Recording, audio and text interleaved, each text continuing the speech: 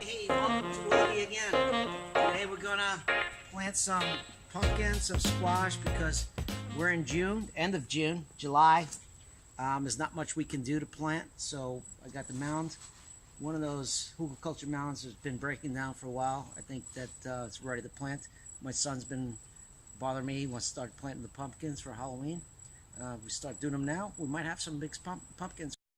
All right, so let's get to it. All right, we're going to use the original mound that we started with. Actually, this is not the original one. The other one on the other side, that's, I don't know if you guys saw the second video that I showed you. I was talking about the story that we went to Fort Lauderdale and got some logs, this and that. Saw it on Craigslist. The end of the funny story was that when we brought all those things here, we had Hurricane Irma that came through and knocked down my big mango tree, this one. And that was like a week later. So we had, this tree was humongous. This thing used to give us 300-400 mangoes a year. It was insane. It was beautiful. These mangoes are super sweet. They don't have too much fiber in it. Made a lot of gelatos, a lot of sorbets with it, chutneys. It was fantastic. But what Hurricane Irma knocked her down, so I had to chop off most of the upper portions of her. And all of that stuff ended up over here. All these logs, there were so many logs. Took all the smaller branches. I made some kind of coasters with it. They like to do some woodworking as well. Made these coasters with that. But anyway, so most of those logs ended up here in our second mound, the biggest mound. I know Permaculture is not supposed to be this tall. It's a little supersized, but maybe it went a little crazy. But this is looking pretty good. So you know what? I was gonna plant these things now, but it looks like the sweet potatoes are taking over again. I'm gonna have to take those out. Well, bear with me 1 second. This is supposed to be part of the video, but I'm gonna put these potatoes real quick so we can get those other pumpkins and zucchinis planted in here. Here we go.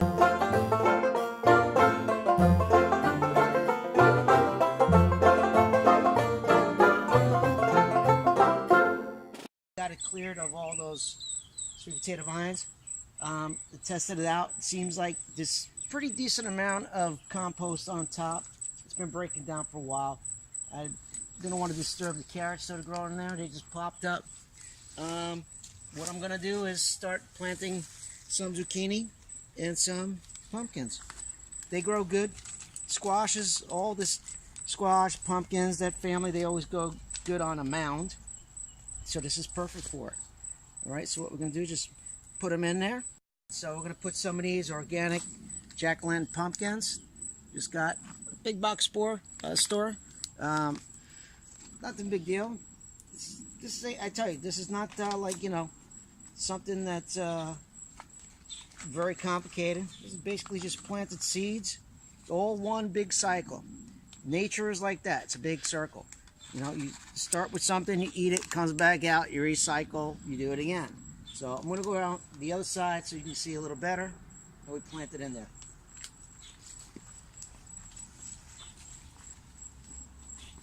Watch for the spiders. Oh, let's see here. Got some spiders. These spiders, called crab spiders, I don't mess with them. They don't. If they do bite you, it doesn't hurt. Look at that. You know, one of those green-eyed flies there. Not the good ones. All right, good. That's why I don't put any kind of like pesticides or stuff like that to kill any spiders. I think spiders are part of the cycle of nature. They do their part. They eat the bad bugs. There's some brown recluses in Florida that we got to be careful for. There's a few of the spiders in here. I don't know what they are, but they're bright colored, and normally when it's bright colored, big butt, neon green, stuff like that, you got to be careful. Those ones. But these little guys here, they don't mess with you. I normally leave them alone. I even give them names, some of them. They're my friends here. They're my helpers. I'm just going to go around this way. Go to the back side. Alright, so I'm going to start, just put some of these seeds in there. Disperse them. I'm just going to press them in. No big deal. Put them in there. Cover it up. They should be fine. Even though there's still big branches here, still decomposing. Be alright. No big deal. And then, there you are. See? That's my secret. Put it in there. The ones that come up, you know, you take the good, it's like the good ones survive, the shitty ones, take them out. That's what you got to do. No big deal. Put these in there, just like that. One at a time. Oh, there's my carrots. Oh, I'll mess with her. She's doing all right. All right. Another big carrot there. I'm curious to see how they're going to do, because, you know, this is kind of like was my first original compost pile, just throwing things on there on top of the branches, the logs, the wood chips, the little compost that I started it with. And things have just been growing, you know. So we'll see what happens. All right, we're almost done with this. A couple more there. Not every one of them is going to take, of course. Yeah, I did start last year on the opposite side over there, that culture they had there. I took apart because I was thinking about making berries, doing citrus, or I don't know. I took it apart. Did used to have like zucchinis and yellow squash there. I planted them way too close, too many seeds. I didn't thin them out. The timing was wrong, and they gave some fruit, but I didn't take care of them the way they were supposed to be taken care of. And you know, nature did its thing. That's the beautiful thing about nature. It won't let you make a mistake. It's always going to get the last word. All right, so these things are gone. Oh, look at that. Big hole there. See, decomposing. That's a good sign. And I'm gonna just put some squash, black beauty zucchini. Zucchini is one of my favorite. I love zucchini, fried zucchini. You can do a lot of things with zucchini. Zucchini is excellent. My kids love it. Everybody in the house loves it. Let's see, we're gonna put them in between because it's another pumpkin. It's the same family. And just disperse them in between. Not worried about the frogs in here. Frogs do their job too. They eat the mosquitoes at night. They eat, you know, in the daytime they eat the worms. Not good, but there's a lot of stuff here, bad bugs that they can eat. Everything has its place in the garden. There's good predators, and there's good bugs and there's bad bugs. You know, so I remember in the beginning when I first started doing this stuff, I was buying like ladybugs. I bought like 1,000 ladybugs. They said keep them in the refrigerator till you put them out. I said, what? So they're like in hibernation and stuff. I didn't know that. But ladybugs are voracious eaters. I mean, they eat all kinds of like mites and aphids and stuff like that. When I first put them out in the garden, when I first started, they all flew away. But now I've noticed, I haven't bought them in 2 years. I noticed them all around. Our garden has becomes an ecosystem. It's a living, breathing organism, you know. So they're here because there's food to be eaten.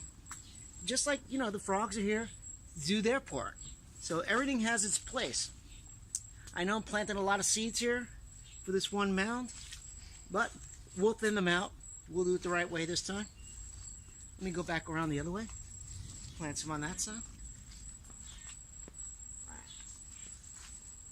This red lady papaya, you know, a lot of these leaves and stuff is chop and drop.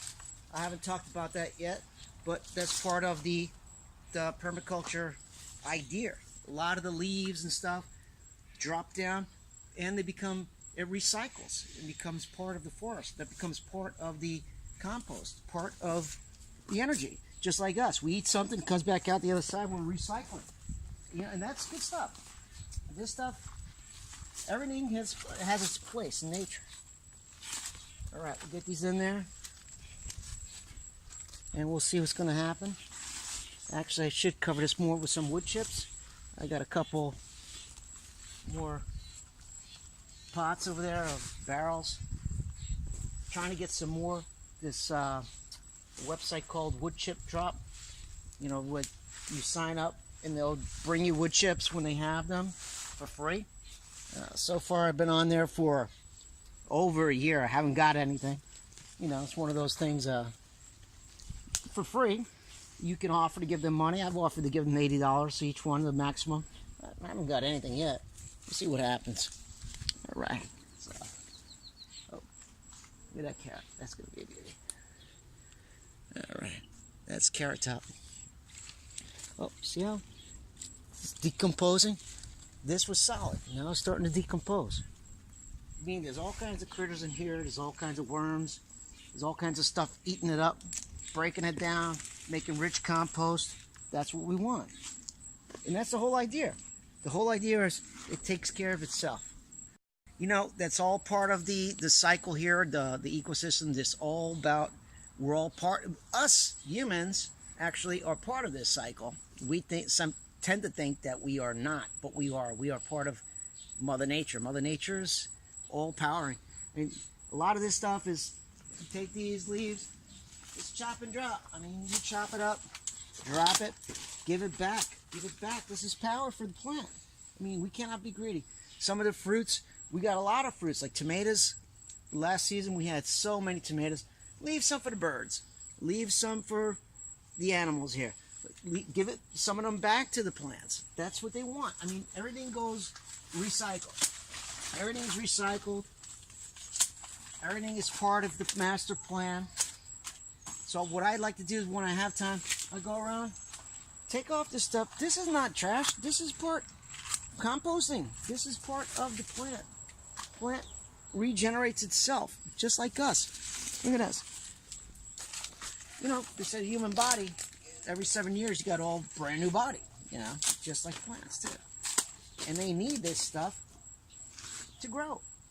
Like the cardboard that I put down had it was pure cardboard, didn't have any plastic on it or any tapes, this and that. Very important. It has to be able to break down. It has to be able to, turn into a compost, turn into something that they can eat. Nutrients. I was reading a study that said that 20 carrots of today is equal to 1 carrot of back in the day, because there's no nutrients. Because of monoculture, big ag, there's no more nutrients in the soil. Pesticides, herbicides, all these fertilizers that they put in there go into the groundwater. This is killing us. This is killing society. There's no more nutrients in the food that we eat. Even the organic stuff that we eat, we buy at Whole Foods, Whole Paychecks. There's no more nutrients in those foods.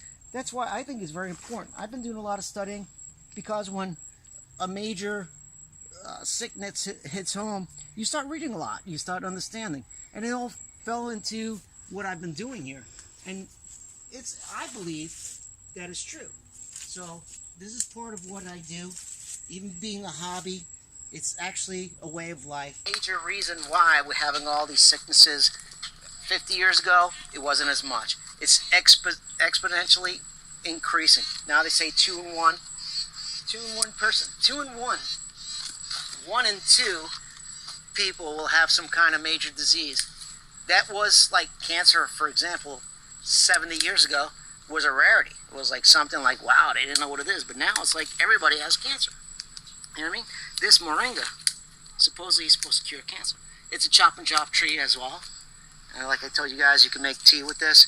Excellent. You can eat just the way it is. I always do. Every time I come out here, I eat a few leaves. I'm going to chop. And you can chop this thing down every day. Chop it down, it will still grow. That's why they call it the miracle tree. And I think that's important. I think that we have to go back to our basic, back to our roots, figure out what's going on. Because most of the kids, even the adults today, they don't know where the food comes from. It's not natural to get food like that doesn't grow in Florida. Something like, let's say, out of season that comes from California with waxes on it, green, and they have to leave in the house to get ripened. That doesn't make any sense. Mother Nature's going to tell you, hey, what's going on? What are you doing? You know what I'm saying? That's why we have all these diseases. That's a big part of it. I believe that's what it is. They had the bubonic plague in the 1500s. They had to wipe a bunch of people out. Those things happen. Mother Nature, you can't fool Mother Nature like they said. You know what I'm saying? All right, anyway, before I go on one of these crazy tangents over here, let me just say, the name of my gardens is Willoughby. Play on words like Willoughby, homegrown, fresh, organic, or Willoughby, GMO, insecticide, suicide. All right, so guys, until next time, 2 green thumbs up, subscribe. Thank you, love you.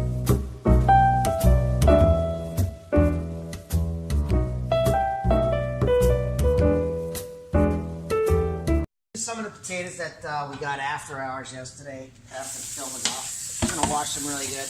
You take them to the garden, you do a quick wash over there. You gotta really wash them good over here. Alright, got a big monster on over here. Look at that size of that thing. Look at that. It's sick or what? Wash these off, and I'll show you what I was talking about, roasting them. I like to roast them. It's quick and simple. Wash them really well. Look at all that fine. Actually, the dirt and the bacteria is actually good for us, right? Because our body needs it with the microgut, the flora that's inside of us.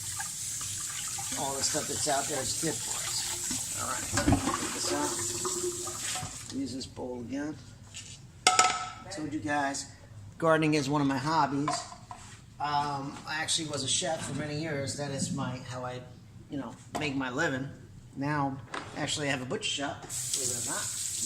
But still love vegetables. It's part of it. Here we go. We'll go into that discussion another day. All right. So this one's a little skinny one. Let's cut that sucker like that. We want them all, cut them all the same size so they cook evenly. All right. This is a big mom. And all this little stuff here. Cooking, I know, is not like cooking at the store, but get her done. That's it, right? No big deal.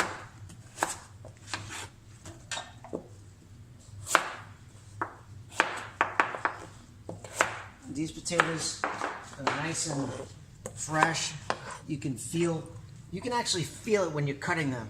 I don't know if you guys notice, you get some potatoes at the supermarket, they just feel old, they feel crinkly, just like us, just like humans. Somebody that's young feels a lot smoother, they feel a lot better, older person feels a lot more wrinkly. Not to say that it's not, as good as, but, just saying. All right, so we take the ends off, cut them up. We want to make them all the same size. Now this bad boy, it's big. I told you guys the other day that the smaller ones, a lot more tender, and that's the truth. So, see, you can see it's like a little past, not like a fruit or vegetable that's past its prime. So I'm just going to take off the skin here, because this is not going to be as edible, or it's edible, but not as good tasting as the rest of it, right? Cut it up. And this one, just cut it down, make some wedges out of here. No big deal, right? Now this, I'm going to take a lot of this off. Normally wouldn't. I'd probably use a peeler on it. But because this one is past its prime, I'll take a little bit more off because that stuff is going to be a little bit more tough. And I like my potatoes sweet. But it's not going to go to waste. It's going to go into our compost pile, right? All right, so this goes here. We take this stuff and we put it into our everyday. We have a bowl, at least 2 of these bowls. See, there's mango peels in there. There's always some kind of peels. Some with vegetable peels, fruit peels, anything. But this is going to be the stuff that generates the power outside. All right, so we got this. Good. I'm going to wash it once again.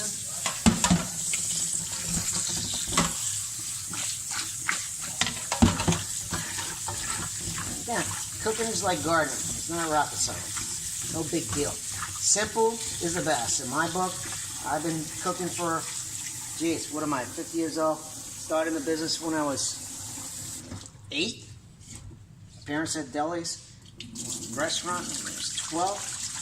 Cooking professionally for about 30 years. It's not a big deal. Keep it simple. Most important thing. All right, so what we're going to do is get these suckers, get the water out. We're going to bowl them. Let's put some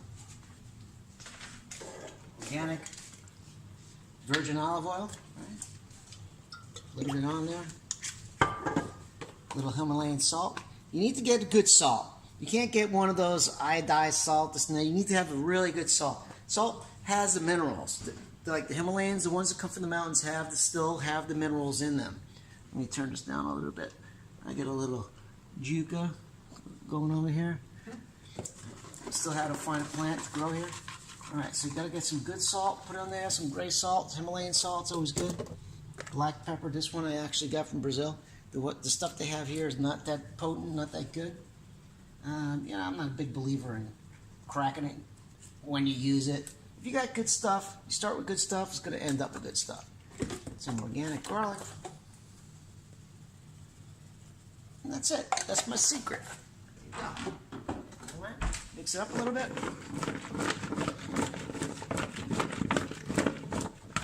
And put it in the oven. Start the second on 350.